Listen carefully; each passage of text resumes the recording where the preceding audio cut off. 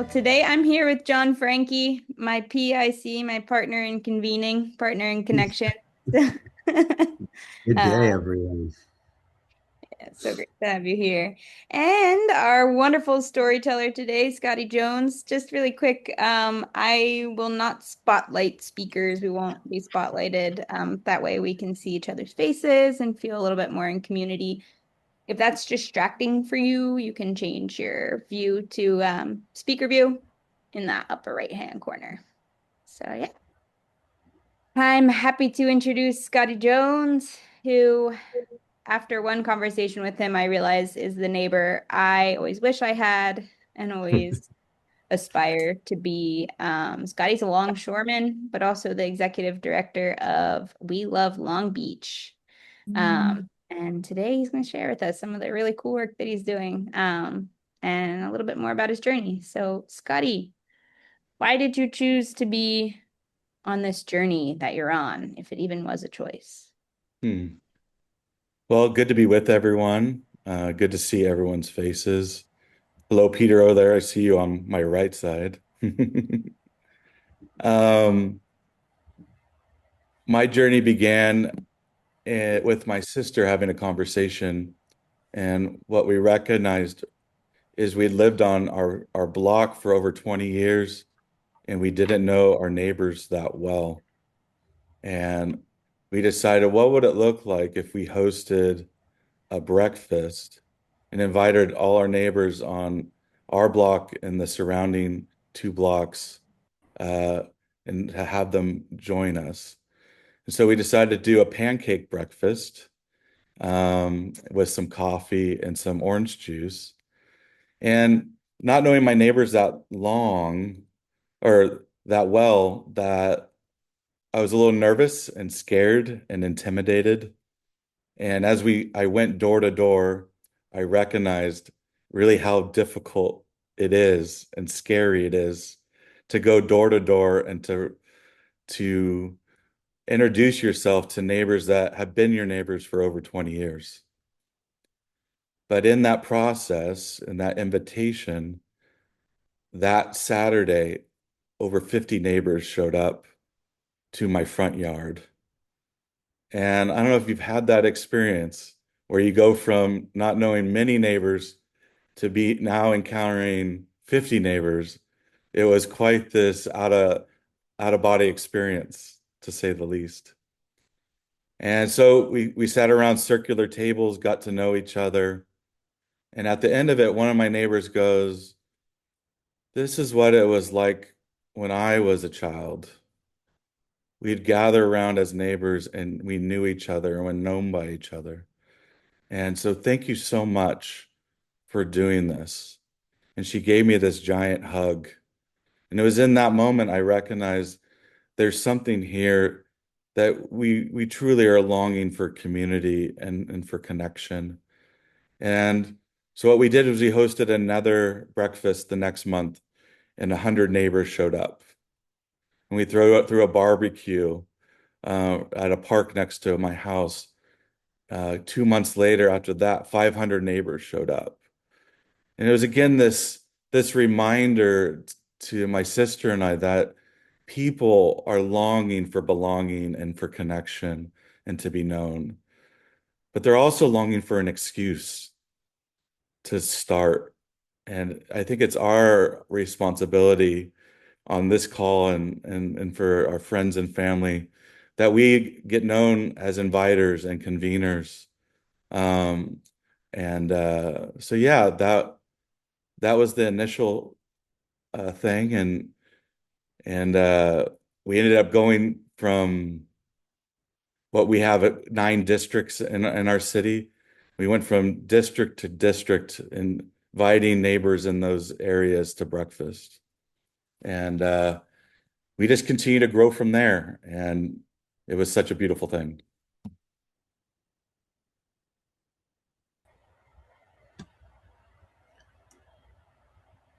How did I'm just curious. I mean, as I'm recently in a new neighborhood, and as you were going to meet your neighbors, you used the term like inviters and conveners. how did your community, like as you approach them, initially respond? It's a good question.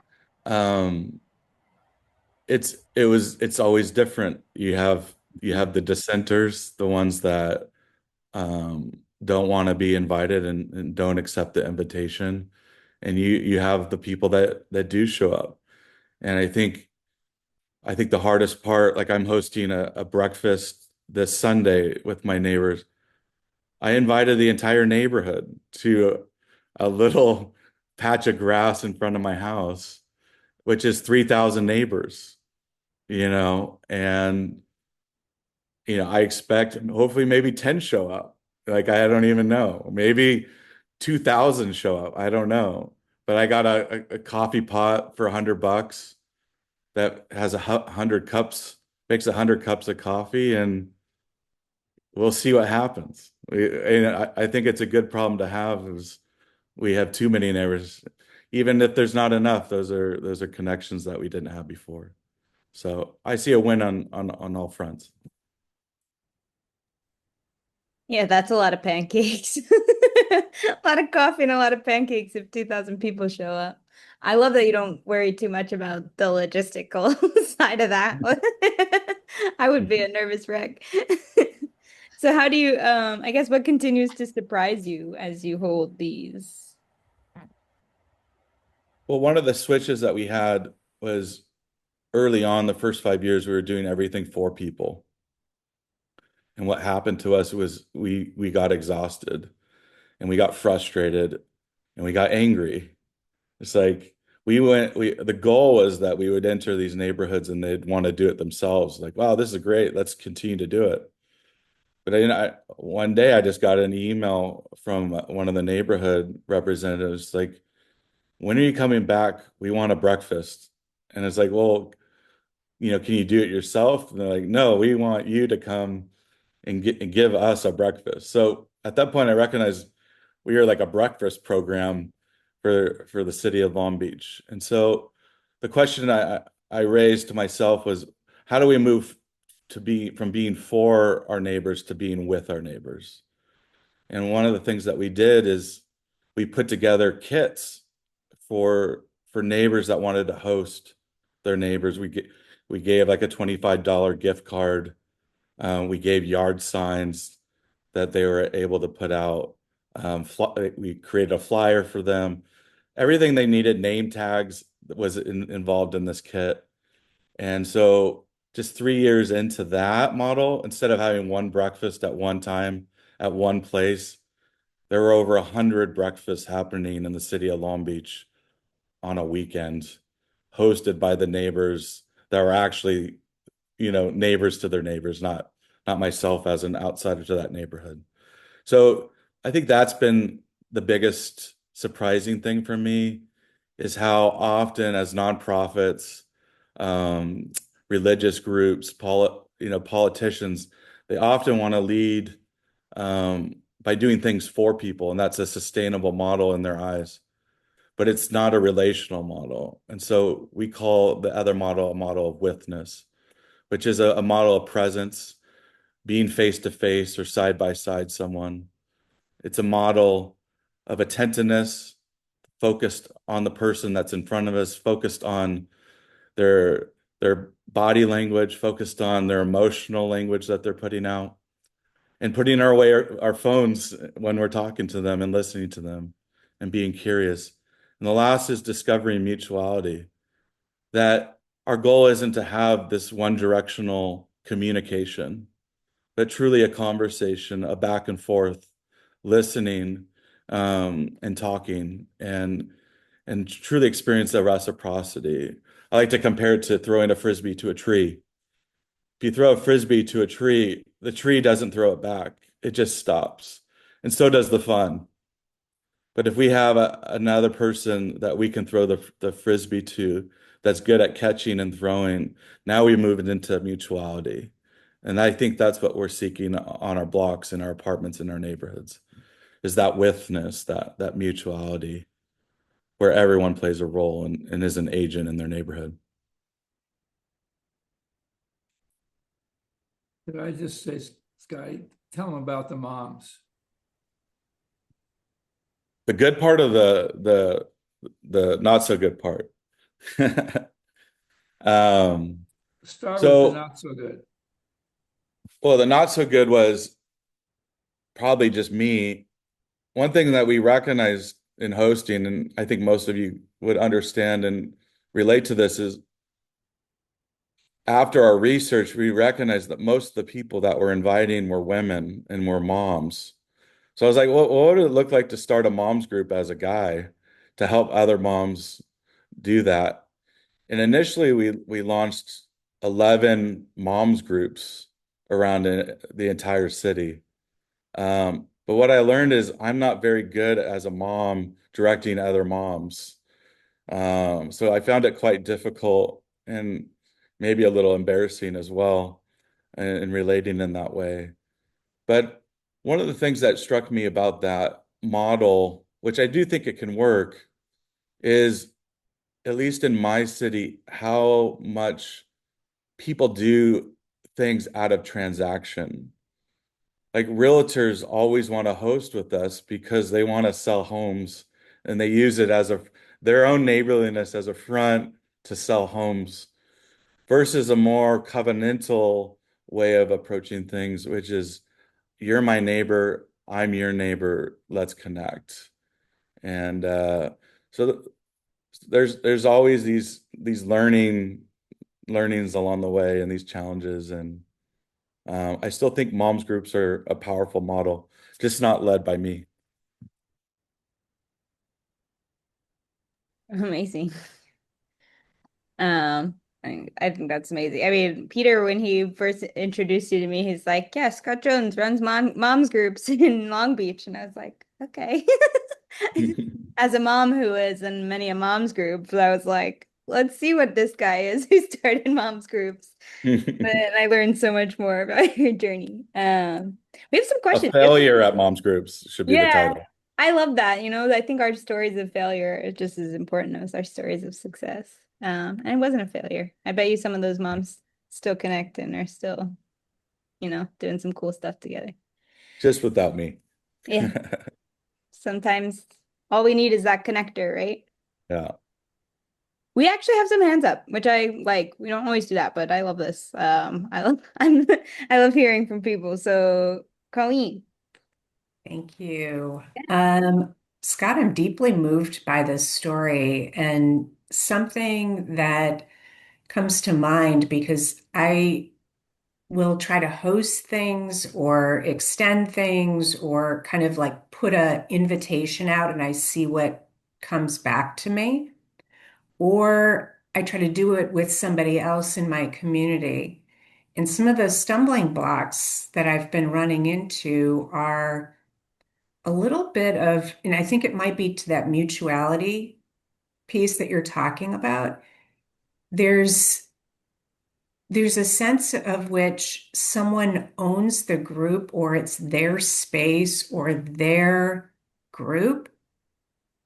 And then also sometimes and I think it's sort of related, people, me, anybody can get into our minds that we want to control it or scale it. And it sort of like ruins the magic of it. And I don't know if you can just say a little bit about that, if it makes sense. Yeah. Yeah. I mean, and I learned that from Peter that scalability doesn't work. And it's not something that obviously we should be trying to go after. And I think what as and that often that scalability is a model of the four. What can we do for people? It's an easier model in their eyes to scale. But when we're talking about withness to come alongside and do being with people, I just think it's a slower, more patient uh, process in relationship because that's really trust takes time. And so I think, my invitation to you would be to look for neighbors that you can have coffee with and sit down with and talk about what you guys can do collectively. Because I am like you in the sense that, you know, there was a point where I would love to control things and to have it my way, but also recognizing what comes along with that is often frustration, and even anger and exhaustion, and then this desire to give up, and I don't think that's helpful either. So I think witness, this idea that of coming alongside and seeking companionship and camaraderie in this is central to what we're doing. And I think outside of that, becoming a convener can often feel isolating and alone, and not like you want to do this ever again. So thanks for that. Yeah. How about you, Mateo? What's your question? What are you thinking about? Um, I wanted to touch on, thank you, Scott and John, for bringing me up. My question is about the moment that you got angry. Because you mentioned you got angry, and I thank you for sharing, because I'm somebody who has many years of suppressing their anger, so it was nice to hear that. Um, I was wondering two things. One is, did you communicate that anger in a positive way? And second is, I'm really interested about the shift in these kits that you provided. Was it implied that people had to like take, I don't want to use the word ownership, but like take this action, this central role to create the world that they want to see. So I just, if you could just talk about how many people adopted that, like took you on this, like, okay, I should roll up my sleeves and be alone, be with, as you Yeah. say. Yeah. Yeah. To the first question, with my anger, what it did is it forced me to reflect on what that was. And what that was this recognition of operating for, and recognizing that many nonprofits, ours included at the time, were operating from that for model. And that without that nonprofit, us included, I mean, by that point, I was person of the year for the whole city of 500,000 people. Yet that wasn't doing it for me. Like, it was the form model, though, can be popular, and I could feel like a hero at that moment. I was recognizing I don't want to be a hero. I just want to be a good neighbor.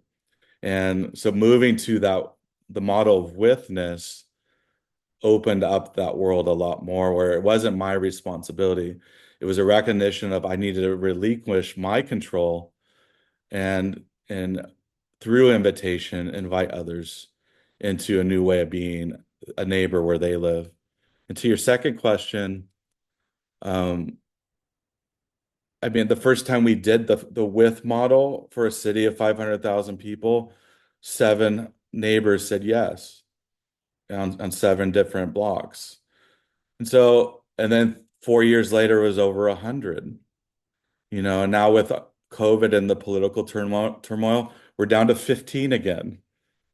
And so these things ebb and flow, but the value and the power of neighborliness, getting around a table with your neighbors and getting to know their story and being known by them, I think it's a new form of neighborhood politic that's local, where everyone has a voice and can speak into their neighborhood, even if they have dissent and disagree as well.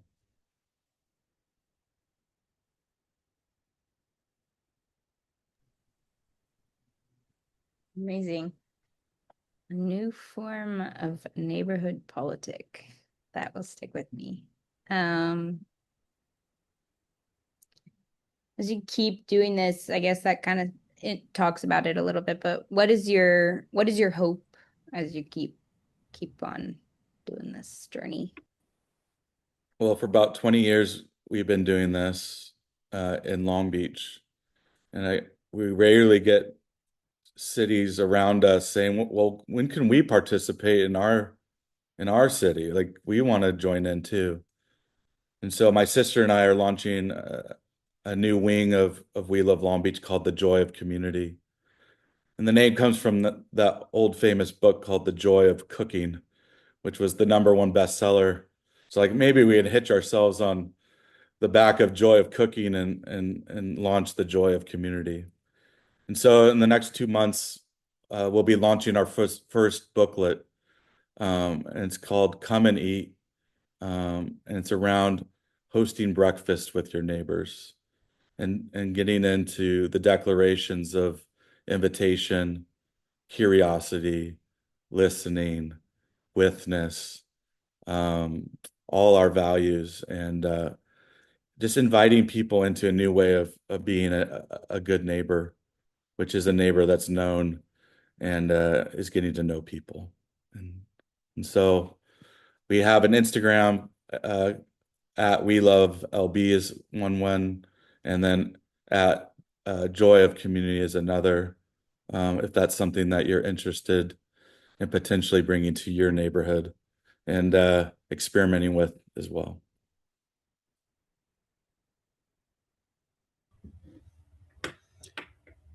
I, I love the idea of spreading the events of breakfast well beyond your community.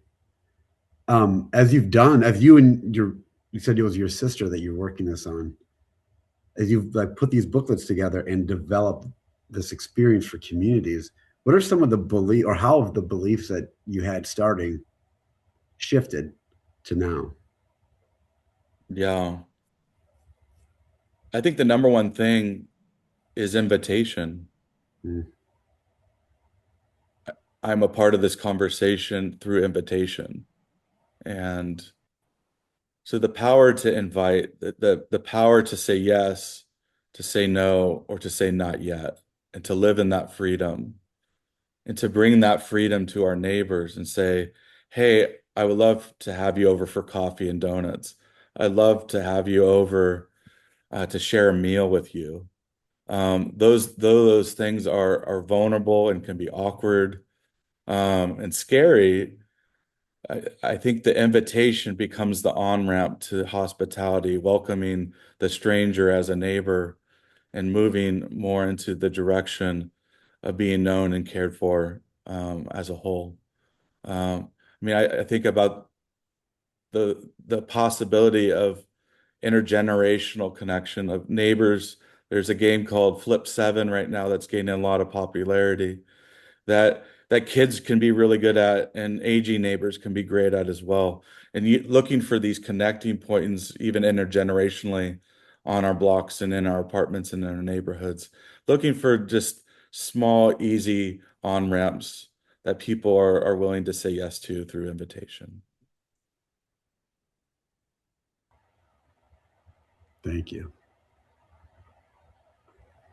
We have a question. Jen, do you have a question?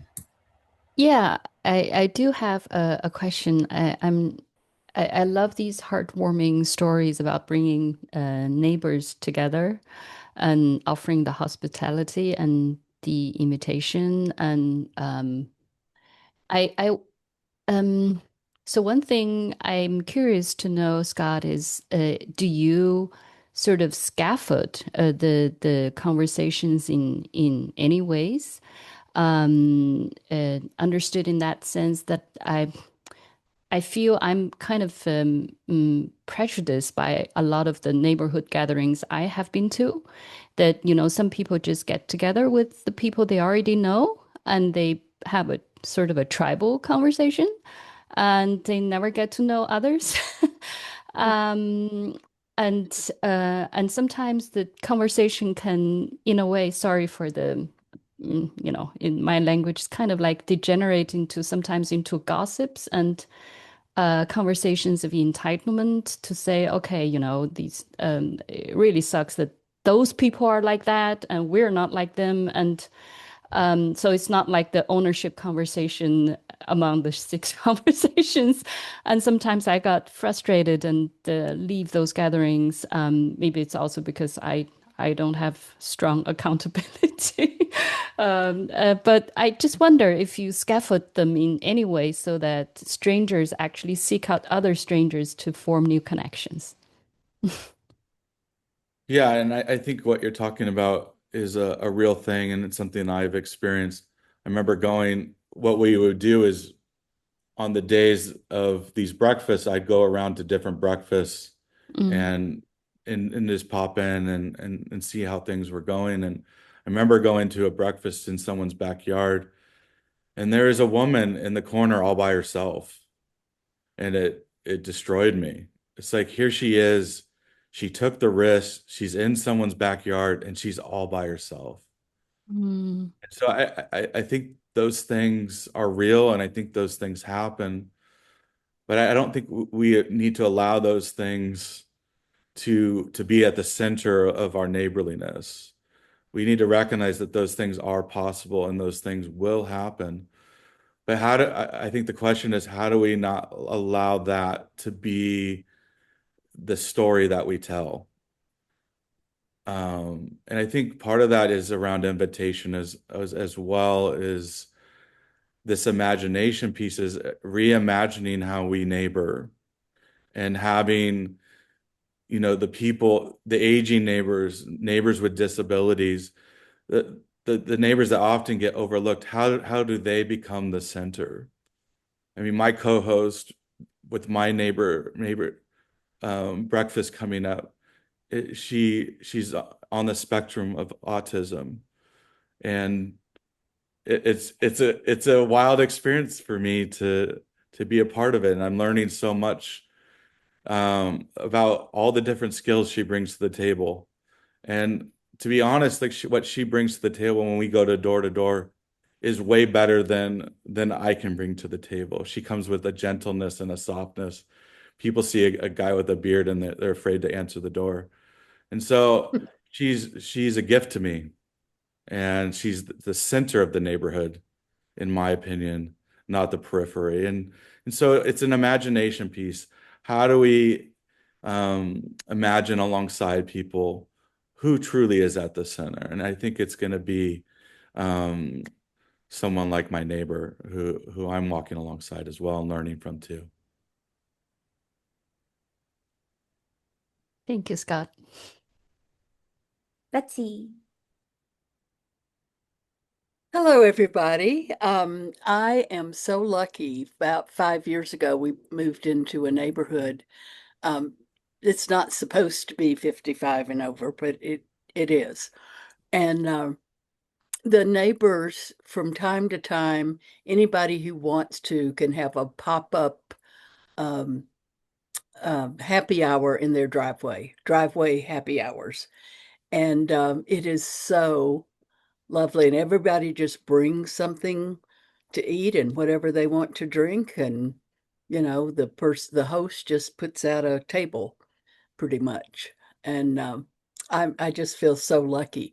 But I'm also in a city that's relatively new, like 12 years old, but very innovative.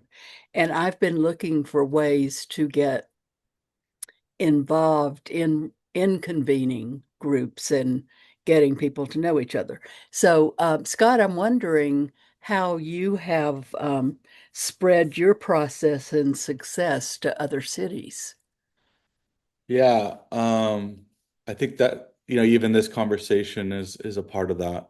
And hopefully this booklet on breakfast, which isn't necessarily a how-to, but looking at more of the neighborhood declarations that we've found valuable in sharing those things. And so yeah, we're very open to having conversations with city leaders and city representatives, but mainly I think the magic happens on the apartment block and neighborhood level among neighbors, and they can come to join us for breakfast or happy hour, like you said.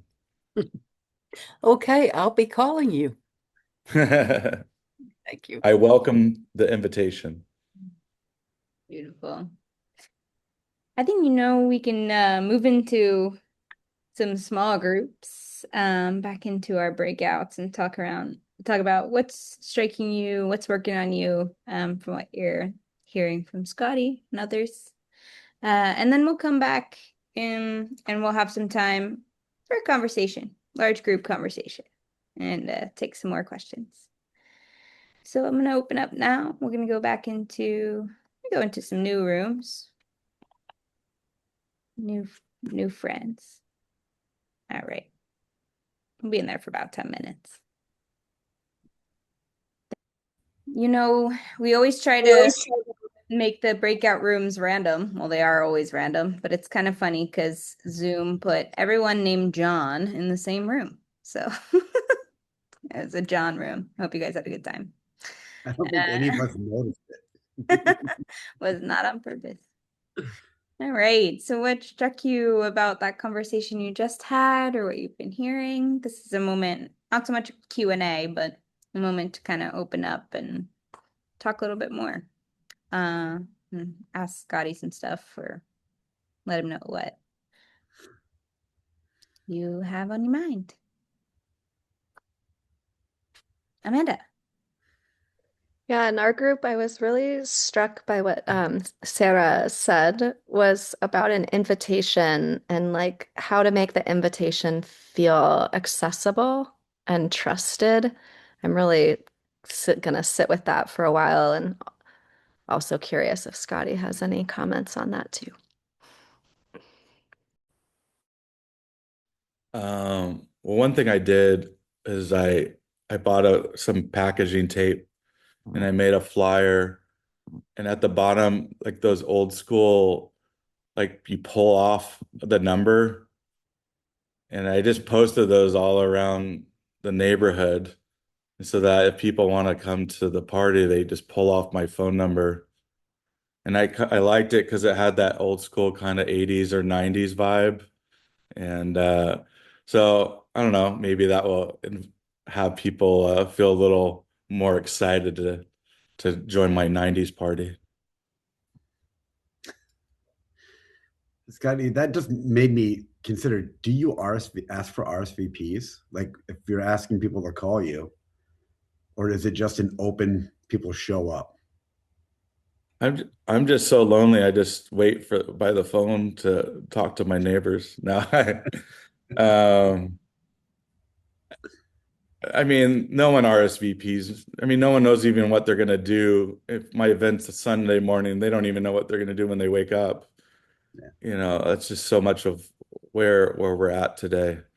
And so I've had a few RSVPs, but I don't find my value in myself based off my RSVP list. I think two so far out of 3,000. So we're really doing well.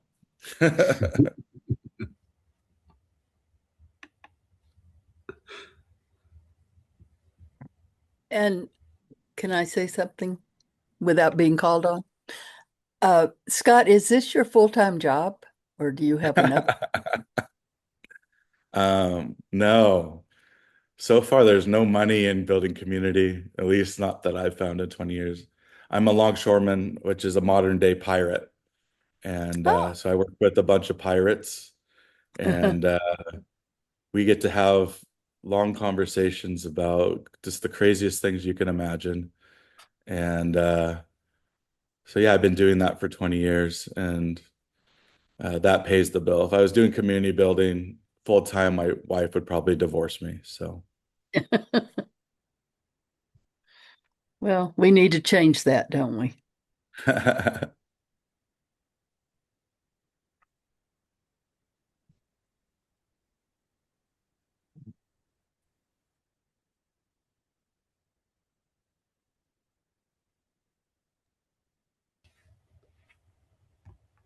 Anyone else? It's working on you.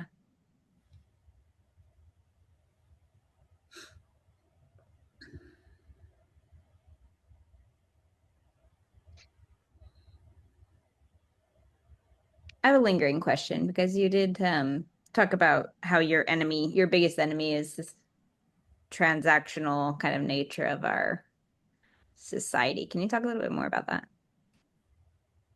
yeah, I think in the 20 years, um, one of the things that we did on our flyers in order to host, you had to there's a check box at the bottom, and it says, "I am not hosting for religious reasons to convert someone. I'm not hosting to have you join my political movement. And I'm not hosting because I own a business, a like solar panel that I really want you to have on your roof. And we still get people that check it and just do their own things, which that's fine on them. But yeah, there's just such a transactional nature to things. I always think about it. When someone knocks on my door, I'm thinking it's someone selling me their newest way to Jesus. B, they're selling me the newest solar panel or my newest cable internet network. C, they're selling me their council member. Um, or D, even it's a Girl Scout and she doesn't even live in my neighborhood and she's selling cookies. But rarely is it just a knock on the door and it's a neighbor saying, I just made this fresh baked loaf of bread and I was thinking about you and your family and I want you to have this. Like I want more of those encounters than the ones that I usually get at my door. Yeah. Mm-hmm. Graham, you're muted still. You're still muted. It does work to hold up your hand. I was wondering where in 20 years, whether you see a growth in neighborhoods. Is this something that is sustainable? I know you say it's hard to scale, but it strikes me that the world needs more neighborliness and witness. And do you have hope that that's actually going in the right direction? Yeah, when we started, it was 2008 with the recession, and people were very open. And then, as we moved more to COVID, there was a lot of division around in the neighborhood around masking and vaccinations, and it really created a divide on my block, and also killed a lot of the momentum. And now we're experiencing, I asked someone if they were hosting and said, there's too much political turmoil on my block. I don't want to create chaos. And so there's a lot of this going on. I think these are real things. But I also think, I always use the language as such a time as this. Meaning now is the time if any other time. And there's going to be dissent. There's going to be frustration, but I also think there's going to be new connection and new imagination and new creativity that come out of it. And so I'm leaning and banking on that coming out of this. My sense right now, if I took a pulse, at least of my city, people are ready for this right now. They're longing for something outside of the media stories and narratives and things that are going on. I think people are longing for a fresh wave of connection. And so, at such a time as this, Mhm. Sim. Adilene. Hi, Scott. This is my first time in this container, and I didn't even remember signing up. I don't know when I signed up. I wasn't even sure what it's about. I showed up from the gym and then turned on. So I'm so glad that I'm here. I just want to say that. And and I'm from the LA area, very familiar with Long Beach, so it feels very synchronous. And I have a kind of two-part question for you. One is, how do you manage, because you're giving and you're not doing this to take something from people. And that's a disruptor. That's going against the grain. So when you have a situation when you start feeling like rather than being useful and being of service, you start feeling used or like you're being pulled in that direction. How do you manage that for yourself? And two, the second part being is where do you get your nourishment or your sustenance when it is difficult to show up in the world in this way, or it's not all pleasant in doing this kind of work. Yeah. Say the first question. How do you manage when you are trying to be useful and be of service, being pulled in a direction or being engaged with in a way that feels more like you're being used? Yeah. Yeah. Well, I mean, the reality of it is that there's sometimes I do feel like I'm being used on a regular basis. But I'm reminded um, one of our declarations is human dignity, and that human dignity isn't based around our usefulness. And so much of the human dignity that we experience on our blocks in our neighborhoods is how useful are you? And so to say that our human dignity is based around our value and worth, not just our usefulness, that everyone has innate human dignity.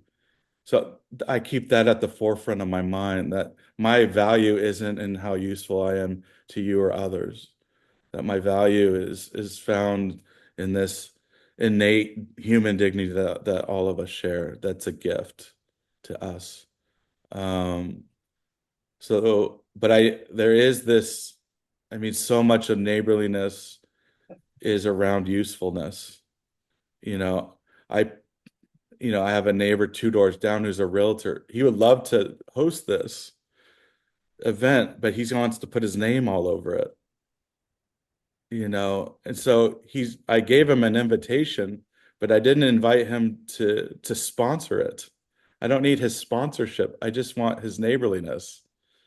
Um, and to your other question around nourishment, I mean, so much of it is around neighbors that are doing it with me. I find great meaning in that, and then also just friends that allow me to vent and to share my frustrations without judging me. Um, I mean, it really is a work of patience, the work of neighborliness. There's so much surprise and wonder and joy, but there's also a lot of challenges and difficulties along the way. And so just being sober-minded around that this isn't this isn't the work of the weary, for the weary. This takes a team effort, that we can't do this alone. It really is around withness. Patty, what is this experience with us this morning, for this afternoon, like for you? I think the ultimate surprise for me is my sense of how many people are longing for this too. And that brings me great joy, because that's what I long for as well. And so I sense camaraderie in that, and that we're a part of the same team, hopefully seeking the same things, which is to know and be known by our neighbors and cared for, and feel like that we belong. So thank you for being with me, everyone. Amazing. We're at the top of our time together. Feel free to hang back for a couple minutes, anybody who wants to. But otherwise, we'll say goodbye. Thank you for that last question, Peter. And thanks, Scotty, for answering to that and for being with us today. Um, yeah, this was a gift. All of the little on-ramps that you offered us, I think is a gift for us all well, I can't speak for everybody, but for me to be a little bit more neighborly and connected, which is something I'm longing for. So thank you, Scotty. It's a joy. And thank you, John. Thank you all. Thanks, everyone. Thank you. Do you have the name of the song that you started with? Yes, it is Gene Wilder. So Willy Wonka. Yep, World of Wilder's Imagination. Willy Wonka. Your imagination. The original one. Right. Film. It was Bye, it's pure everyone. Thank you. imagination. Yeah. Beautiful. And Scott, for that booklet, we would go to joyofcommunity.com. Right now, it will be on welovelb.org is where it will be in the next couple of months. And Could you put that in the our, chat, please? I Would you just put mind? it there, Susan. Oh, great. Just because spelling and so forth. Okay, great. Yep. And then what else were you saying? I'm sorry, Scott. it, you'll see our updates if you have Instagram. It's at We Love LB or at Joy of Community. Hmm. Just Scott, one thing Thank you. when you say the moment is that people are longing for this. I'm involved in work in the broader civic space and how do we fix some of the political turmoil. And the conclusion that many, many people are coming to is that the real solution lies in local community connection, knowing your neighbors and learning how to work with one another. Yeah. We're the ones we've been waiting for.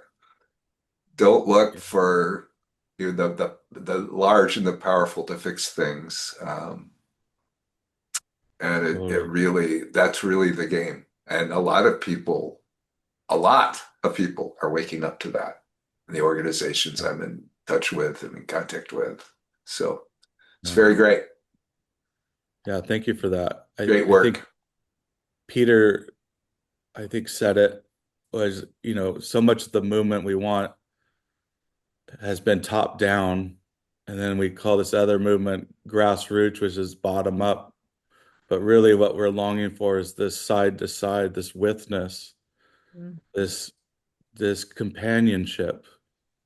And so I think that's the movement forward is a movement to shoulder, side by side, and face to face, which is this movement called withness that I'm declaring to you today.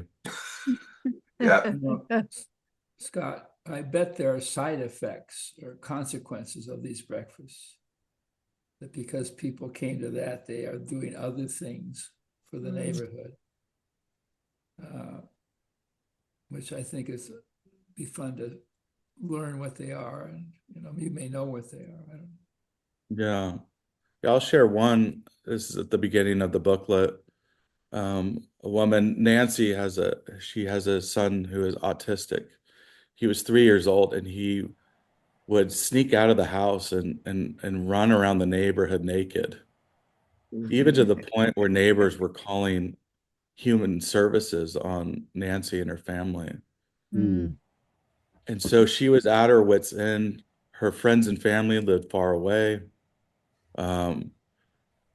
And she'd go to the playgrounds. The moms would shun her at the playgrounds because her son wasn't acting the way that they thought was appropriate.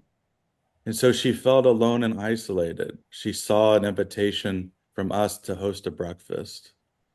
And so she did. And she hosted over 20, 30 neighbors in her front yard. And that was the on-ramp. And now they have a text thread of over 30 moms connected to that who, hey, I'm going to the grocery store. You need anything? Hey, I just had surgery. Can you pick me up something for dinner? And these conversations just naturally grow out of that. And recently, her son is now 13, so 10 years after hosting, he learned for the first time how to ride his bike.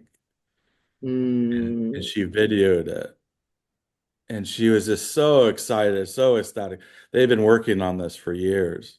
And what she did is she posted it on the neighborhood text saying, "Hey, look at what Lucas did." And how it wasn't something that she just celebrated internally with her family, but it was something that was celebrated as a block, Conquista Avenue, And these are things that are happening all the time. We just need to be better storytellers.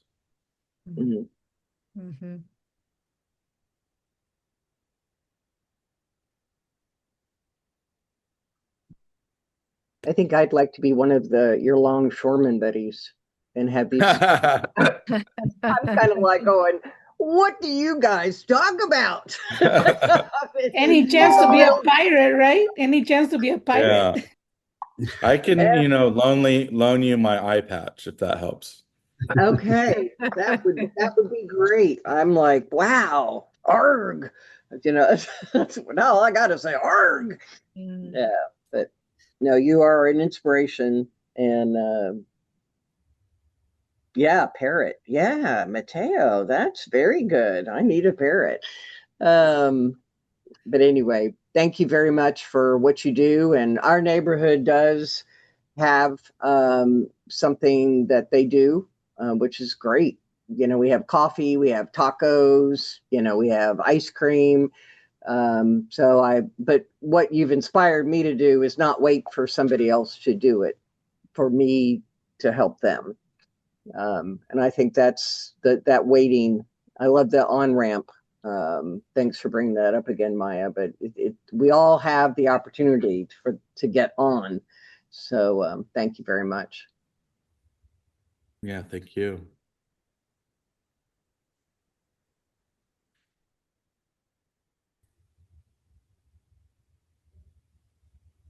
Thank you. Thanks so much. Thank you. Thank you Thank you, so much, Scott. Scott. Thank Thank you so you. much. Thank you. Take care. Bye-bye. Thank you, everyone. Here. Thank you, Scott. Thank you.